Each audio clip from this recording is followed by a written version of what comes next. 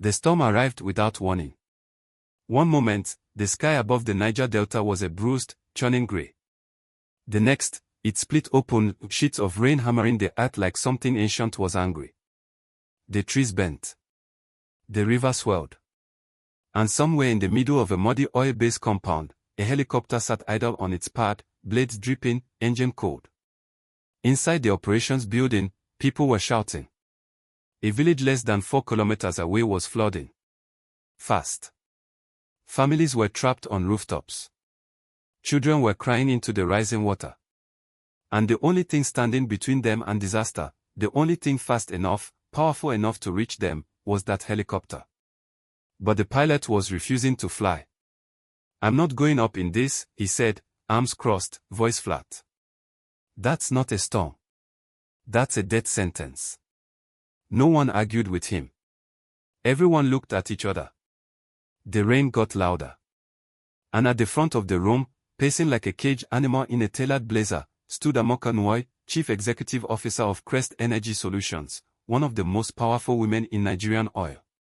She was brilliant. She was ruthless. And right now, she was furious. "What do you mean you won't fly?" she snapped. "There are children out there." "With respect, ma'am," the pilot said carefully, "visibility is at 0. Wind shear is unpredictable.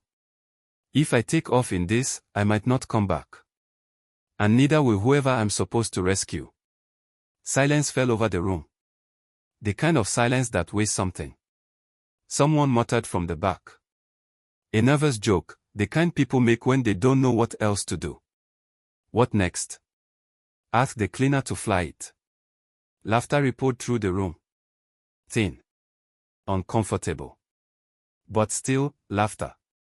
And Amaka, her frustration boiling, her pride refusing to bend, made a decision she would spend the rest of her life thinking about. She looked up. Her eyes swept the room. And they landed on a man standing near the far wall, mop in hand, watching quietly. He was older. Maybe mid-60s. His face was weathered the way riverbeds are weathered, carved by time and something deeper. He wore a cleaner's uniform. He had been there all morning, invisible the way people decide to make other people invisible when those people don't fit the picture of what matters. Amaka's mouth curved. Not kindly.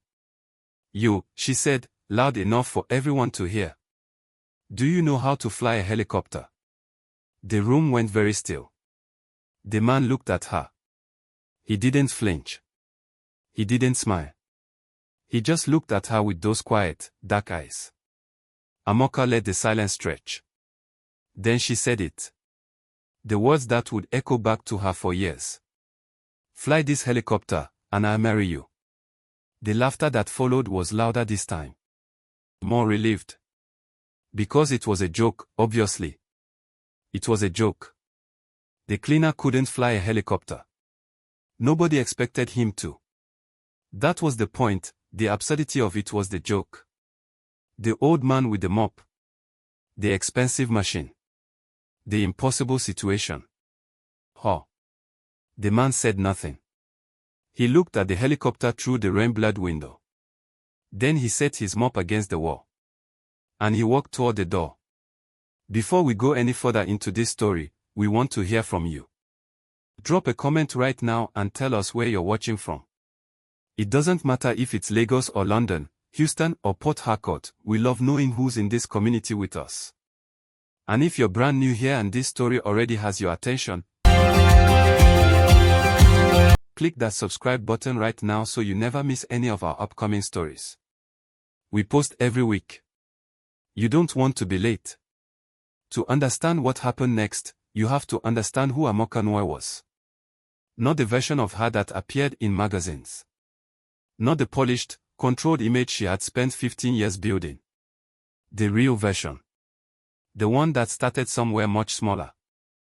She was born in Enugu, the third of 4 children, in a household where ambition was treated like oxygen. You needed it to survive, but there was never quite enough of it to go around. Her father was an engineer who dreamed big and achieved moderately. Her mother was a teacher who poured everything she had into her children because she understood that education was the one inheritance no one could repossess. Amaka watched both of them work themselves into exhaustion for outcomes that never quite matched the effort. She made a decision early: she would not live that way. She would not pour everything into a dream and get moderation back. She studied harder than anyone expected. She won a scholarship. She left for the United States at 19 and came back at 28 with 2 degrees, a sharp tongue, and a clarity about power that frightened people who thought women weren't supposed to understand it that well. She built Quest Energy from almost nothing. She fought for contracts in rooms where she was the only woman. She fired people twice her age when they underperformed. She negotiated with government officials who wanted her to be grateful and polite, and she chose results instead. By 42, she was the kind of woman people wrote profiles about. Bold. Decisive. Visionary. The kind of leader who didn't wait for permission. But there was another word people used for her behind closed doors, and it wasn't a compliment. She knew that. She didn't care. Or she told herself she didn't care. The truth, if she had been honest, and she rarely allowed herself that, was that the armor she had built to survive the world had become so thick she sometimes couldn't feel anything through it. She didn't believe people surprised you. She believed people were exactly what they appeared to be, and that anyone who claimed otherwise was either naive or lying. The old man with the mop had appeared to be a cleaner. And so that was what she had decided he was. His name was Tari. Not many people at the base knew his surname. Not many had tried to find out.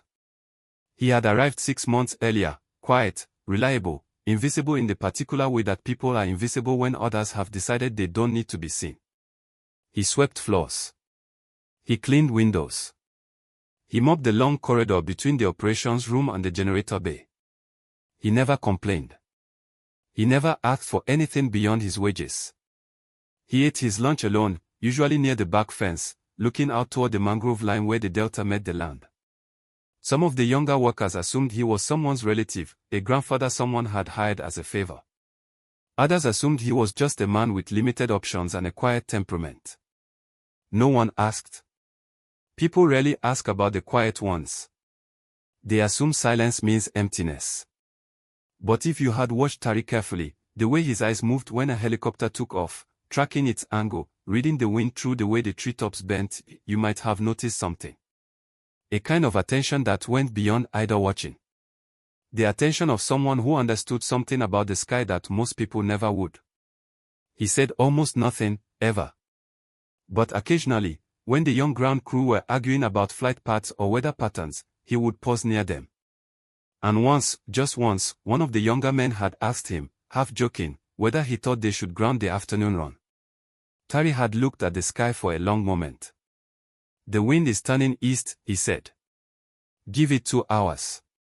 2 hours later, the wind had turned east, and the afternoon run had been smooth. Nobody thought much of it. Old men sometimes knew about weather. It didn't mean anything. It didn't mean anything at all. The village was called Okorabelai. It sat on the edge of the river, the way delta villages do, built into the landscape, part of it, sustained by it, vulnerable to it in the way that all things are vulnerable to what sustains them. The flooding had started in the early morning hours.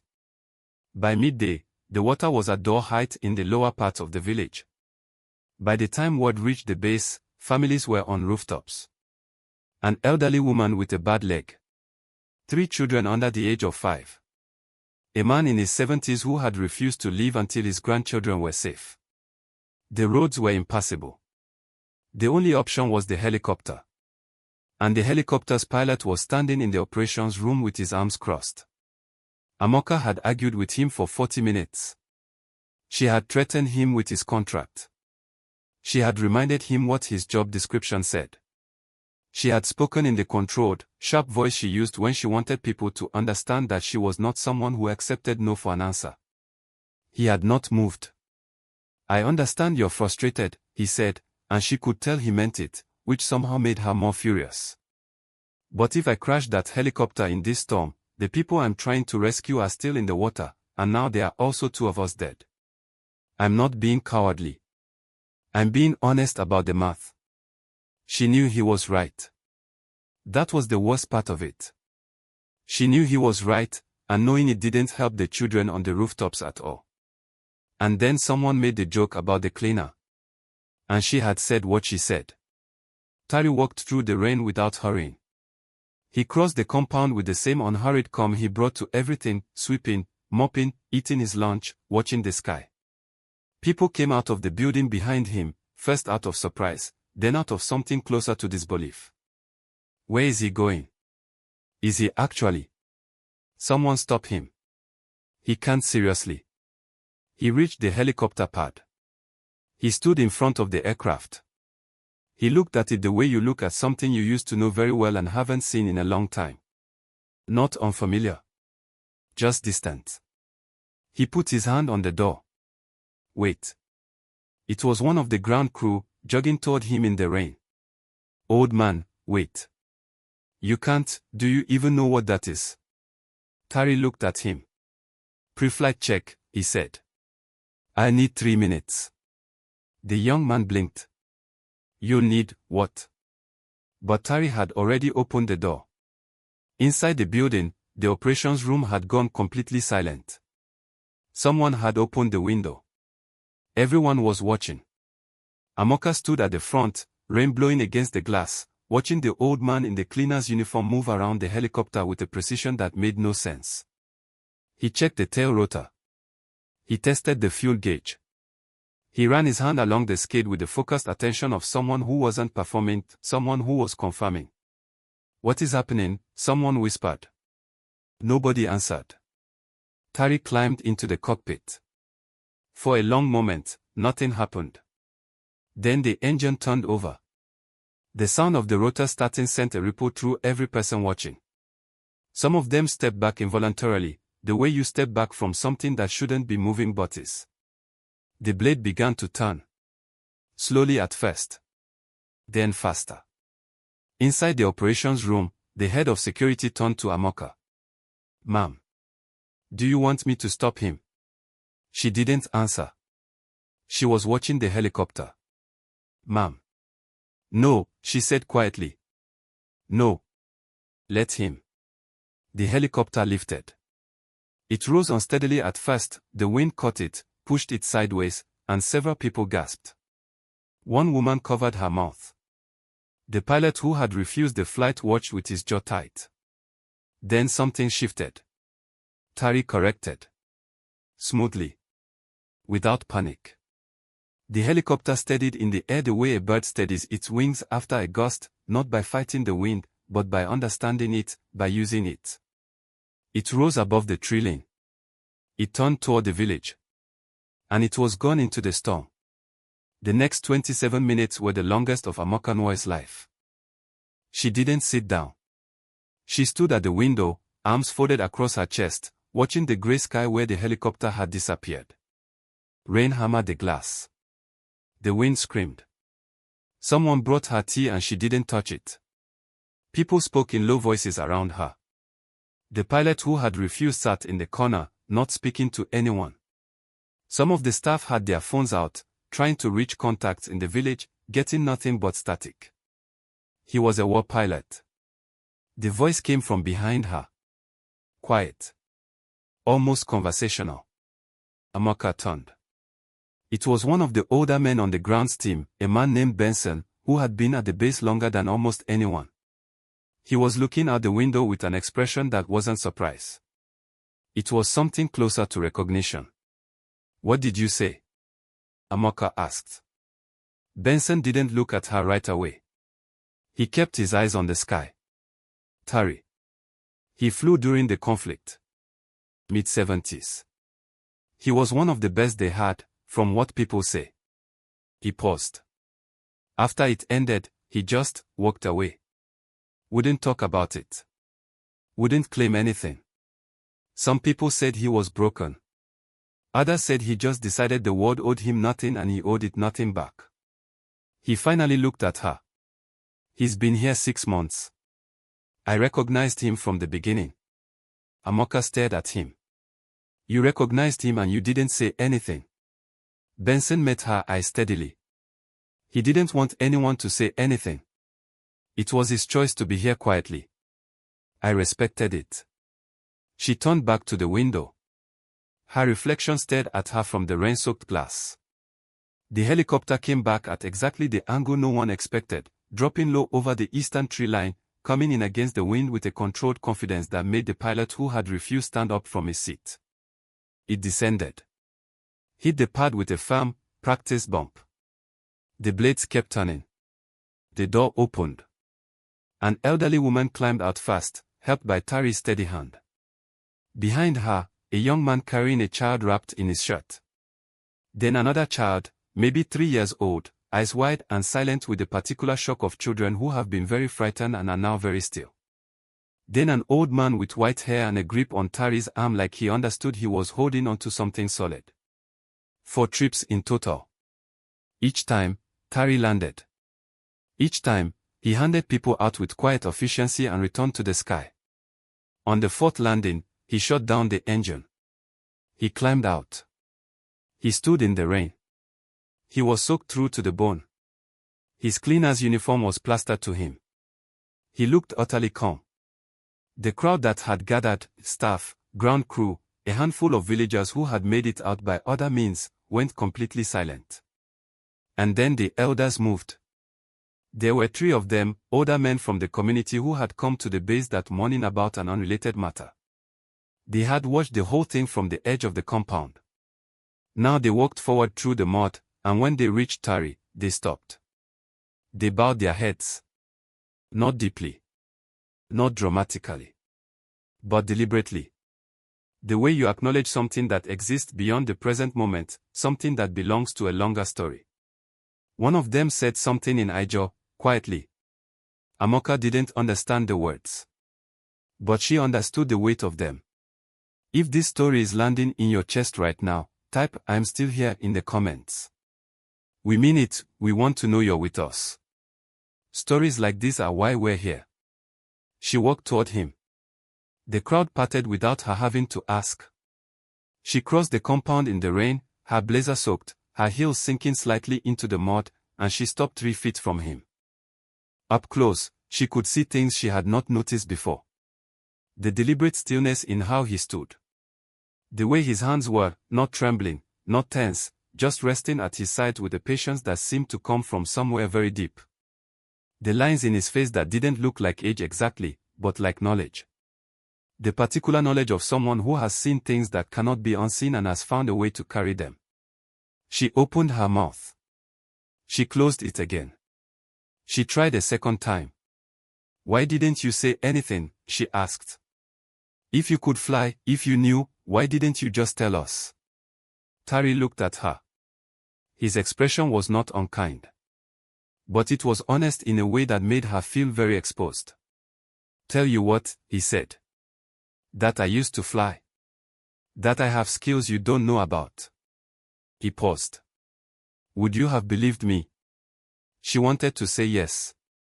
The word was right there, ready. But she was honest enough, in that moment, to stop it. Because the truth was, no. If the old man in the cleaner's uniform had walked up to her any morning this week and said, "I used to be a war pilot," she would have smiled and walked away. She would have assumed he was confused, or lying, or simply looking for attention. She would have categorized him in the place she had already put him, the place she put everyone who didn't fit the profile of someone who mattered, and she would have moved on. The thought landed in her chest like a stone in still water. "No," she said quietly. "I probably wouldn't have." Tari nodded. Not smugly. Not with satisfaction. Just, yes. "Correct. I have spent many years," he said, "learning that people will see what they have decided to see.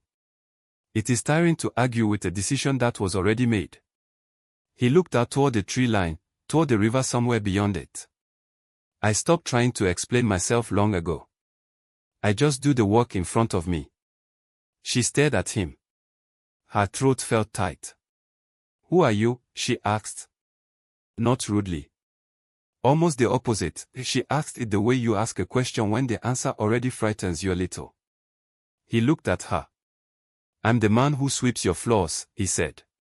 That evening, After the storm had broken and the rescued villagers had been taken to the medical bay and the compound had settled into the particular quiet that follows crisis, Amaka sat in her office and did something she had not done in years. She sat with her discomfort instead of moving away from it. She thought about the joke, the laughter, the words she had said in front of her entire staff with such casual authority, such comfortable condescension. "Fly this helicopter and I marry you." She had said it because she was certain it was impossible. She had said it because she needed a release for her frustration, and the old man was standing there in his uniform and he was safe to aim at, safe because he was quiet, safe because he was old, safe because she had already decided what he was, and what he was didn't threaten anything. She thought about how many times she had done that. How many people she had looked at and categorized in a second and moved past. How many quiet people she had walked by, certain that quiet meant nothing, certain that stillness meant empty, certain that the people who did not perform their value for her were people who did not have value. Her father had been a quiet man. The thought arrived without invitation. She sat with it. Her father had known things she had never asked about. He had carried things she had never made space for. And she had spent her life becoming so much bigger than him, in income, in influence, in the number of people who knew her name, and she had never, not once, sat across from him and simply asked, "What do you know? What have you carried? Who were you before I came along and decided who you were?" He had died 4 years ago. She had cried for 3 days and gone back to work. She pressed her fingers to her eyes. The next morning, she went to find Tari. He was in the corridor, doing what he always did. He looked up when she approached. He waited. She didn't have a speech. She had thought about preparing one and then realized that preparing a speech was the kind of thing she did when she wanted to manage an interaction, and for once she wanted to have a real one instead. "I owe you an apology," she said. He said nothing. He just waited. "What I said yesterday was," she searched for the right word and settled on the true one, "it was cruel. It was dismissive. I used you as a punchline because I assumed you had nothing to offer and I wanted to prove I was in control, and I'm ashamed of that." Tari leaned on the mop handle.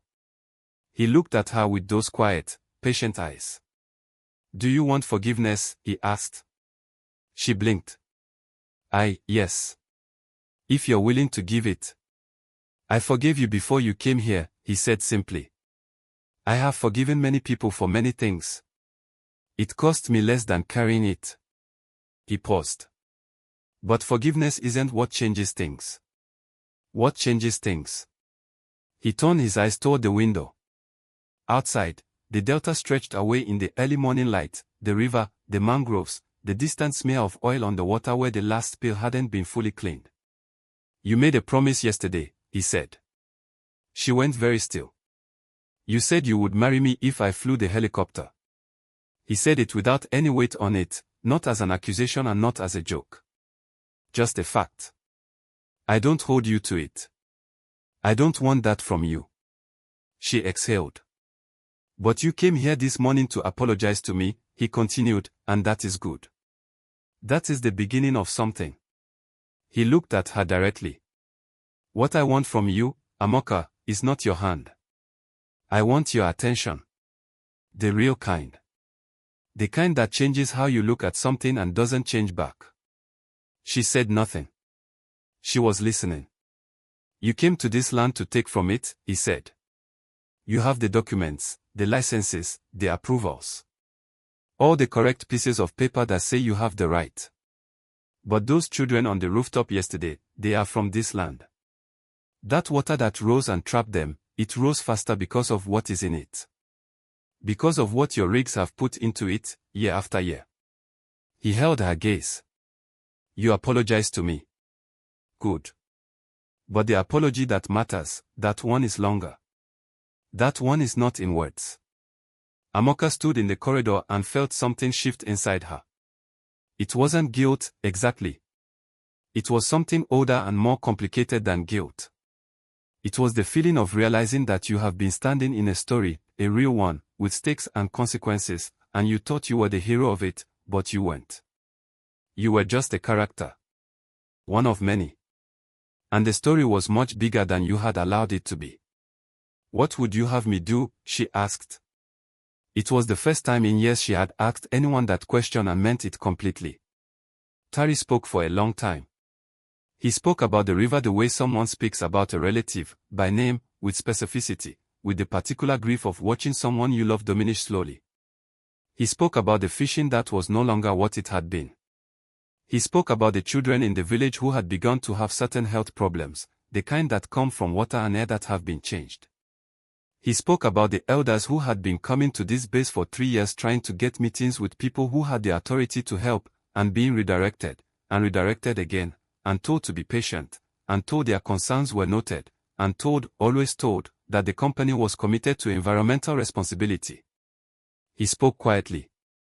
Without drama. Without the performance of anger, though the anger was there underneath, visible the way heat is visible above summer asphalt, not seen directly but felt. And Amaka listened. She did not interrupt. She did not begin mentally preparing her response while he spoke, which was her usual habit. She just listened, the way she had been unable to listen for a very long time, because listening required accepting that someone else knew something you didn't, and accepting that had always felt too much like weakness. It didn't feel like weakness now. It felt like the most important thing she had done in years. When he finished, she was quiet for a moment. I need to see the reports, she said. The real ones. Not the environmental summaries my team prepares for the board, the actual data. It's there, he said. If you look. I look, she said. He studied her face. Looking for something. Whatever he found there, it seemed to satisfy him, because he nodded once and picked up his mop. Tari, she said. He paused. How did you end up here? After everything, after the war, after all of it, how did you end up sweeping floors at an oil base? He was quiet for a long moment. Because floors need sweeping, he said finally. And because this is my land. And I wanted to be close to it. A pause. And because sometimes the best place to watch is from somewhere no one thinks to look. He turned back to the corridor. She stood there a moment longer, watching him work. Then she went to call her board. 3 months after the storm, Crest Energy Solutions announced a new community remediation program, the most comprehensive one in the company's history. It included water quality monitoring, a direct medical fund for affected communities, and a partnership with 3 local environmental organizations to oversee cleanup of 2 contaminated tributaries. It was not enough. Everyone involved knew it was not enough. The damage that had accumulated over years could not be undone in a quarter. But it was real, and it was funded, and it had binding timelines. It was the beginning of something that had not existed before. At the announcement event, held not in a Lagos boardroom but at a community hall in Okoro Abalai, Amaka stood before the villagers and said things she had never said publicly before. She acknowledged the harm. She did not use the word regret the way companies use it to avoid the word sorry. She said sorry. Directly and without the cushioning of legal language. In the second row, sitting between 2 village elders, was an older man in clean, simple clothes. He watched without expression. When she finished and the room responded with a complicated, cautious applause, she looked out and found his eyes for a moment. He gave a small nod. Not congratulations. Not approval. Just, yes. Continue. She did continue. She restructured her company's community engagement process from the ground up. She hired people from the Delta, not as gestures but in roles with real authority. She began attending the meetings she had previously sent assistants to. She started asking the questions she had previously considered beneath her, not because they were easy questions, but because they were the ones that mattered. She became, over the years that followed, a different kind of leader. Not softer, exactly, she remained decisive, demanding, precise. But she added something she had been missing, something that has no official place on a CV but changes everything about how power is exercised. She learned to look. To actually look at the person in front of her. Not at the uniform, not at the title, not at the polished surface of whoever they had been allowed to become in her presence. but at the actual person. The one who had been somewhere before they arrived in front of her. The one who knew things she didn't. The one who was carrying, always, a history she had not been invited into yet. It changed who she hid. It changed who she promoted. It changed how she sat in a room. It changed, most fundamentally, who she was willing to believe. 2 years later, she returned to the base for an operational review. She asked about Tari. There was a pause. He left, the operations manager told her. About 8 months ago. Quietly. The way he came. She nodded. She wasn't surprised. Did he say anything? Before he went. The operations manager thought for a moment. He left a note, he said. On the cleaning schedule board. Just a line. What did it say? The man pulled out his phone, found a photo he had taken on impulse, and showed her. The note was handwritten, in a careful, old-fashioned script. It said, "The floors are clean. The river still needs work." Amaka looked at it for a long time. Then she handed the phone back and walked outside. The delta spread before her, wide, complex, impossibly alive. The river caught the afternoon light and threw it back in pieces. Somewhere in the mangroves, a bird called once and went quiet. She thought about what it meant to carry something quietly for decades. To be dismissed and not collapse under the dismissal. To let other people's blindness be their problem, not yours. To do the work in front of you without waiting for the credit, without needing the applause, without requiring anyone to finally understand, because understanding is not always what arrives, and depending on it means you are always in someone else's hands. She thought about the helicopter lifting into the storm. About those steady hands on the controls. About the calm of someone who had already been tested by something worse than a storm and knew, from the inside, that they could hold. She thought about her father. She took out her phone and called her sister. "I want to go through his things," she said, when her sister answered. "The boxes we put in storage. I want to sit with them." Her sister was quiet for a moment. "Okay," she said softly. "I'll be there." Amaka stood there a little longer, watching the river.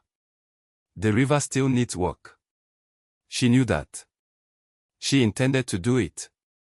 This story belongs to everyone who has ever been invisible in a room. Everyone who has done extraordinary things and carried them quietly, without applause, without recognition, without anyone bothering to ask. The world is full of people like Tari, carrying depth that no one thought to inquire about, offering wisdom in the direction of people too distracted by their own authority to receive it. And this story belongs to everyone who has been Amaka. Who has walked past someone and decided in half a second what they were worth. Who has laughed at a punchline they should have questioned. Who has mistaken silence for emptiness, stillness for smallness, invisibility for absence. The distance between those two people is not intelligence. It is not ambition. It is not even education. It is simply this, the willingness to look. To actually, genuinely look at who is standing in front of you. To ask the question before you assume the answer. To leave room, real room, not the performed kind, for the possibility that you do not yet know what you are dealing with. Pride is expensive. Not because it demands payment upfront, but because it collects silently over time, in the currency of what you miss. What you walk past. What you dismiss before it ever gets the chance to change you. Humility doesn't mean being small. Tari was not small. He carried decades of skill and history and deliberate choice and genuine power, and he was humble. Because humility is not about shrinking yourself. It is about understanding that the world is larger than your current view of it.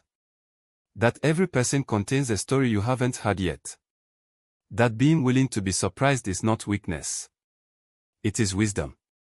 And sometimes the quietest person in the room is not invisible because they have nothing to say. They are quiet because they learned, long ago, that the people who need to hear them most are not yet ready to listen. Amaka became ready. The hope, the real hope, is that the rest of us don't need a storm first. Thank you so much for staying till the very end of this story. It genuinely means the world to us. Stories like this one take real care to tell, and they only travel as far as the people who choose to carry them. If this story moved you, challenged you, made you think about someone in your life differently, or simply held your attention for a few minutes in a world full of noise, then it did exactly what it was meant to do. We would love to hear from you. Drop a comment and tell us what stayed with you. Was it Tari's quiet strength? Was it the moment Amaka finally listened? Was it something you recognized in yourself, a time you judged too quickly, or a time you were the one being judged? Tell us. Your comments are how we know this community is alive, and they are what keep us going. If you're not subscribed yet, now is the right moment. Click that subscribe button. Turn on the notification bell. Because there are more stories coming, each one crafted to do what this one did, to get under your skin, to ask the questions that linger, to remind you what it means to be human in a complicated world. You don't want to miss them. And if this story deserves anything from you before you go, give it a like. Not for us. For Tari. For every quiet person who showed up and did the work without asking for the credit. We'll see you in the next one.